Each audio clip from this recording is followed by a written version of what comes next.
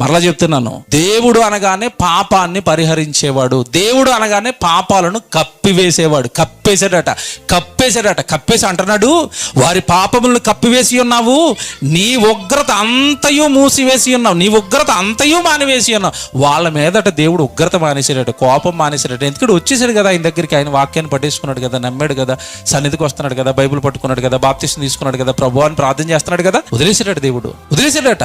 నీ ఉగ్రత అంతయు మానివేసి ఉన్నావు, నీ కోపాగ్ని చల్లార్చుకొని ఉన్నావు. వాడి మీద దేవుడికి కోపం చల్లారిపోయింది, వాడి అన్ని దోషాలు పరిహరించేశాడు, వాడి దోషాలన్నిటినీ దేవుడు క్షమించేసి కప్పేసిన వాటిని మనిషిగా నువ్విప్పుతున్నావా? ఎంత వ్యతిరేకంగా వెళుతున్నావు దేవుడికి, ఎంత అడ్డుగా వెళ్ళిపోతున్నావు దేవుడికి, ఎంత వ్యతిరేకంగా దేవుడితో యుద్ధానికి వెళుతున్నావు. నేను కప్పేసింది నువ్వు ఓపెన్ చేస్తావా?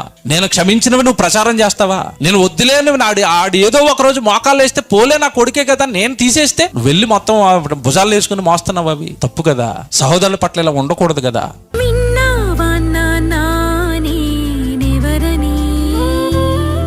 నీ కోసం ఎదురు చూసే నీ నాన్నని విన్నావా నాన్నా నేనెవరని? నీ కోసం ఎదురు చూసే నీ నాన్నని, నాలా నిన్ను ప్రేమించేది ఎవరని?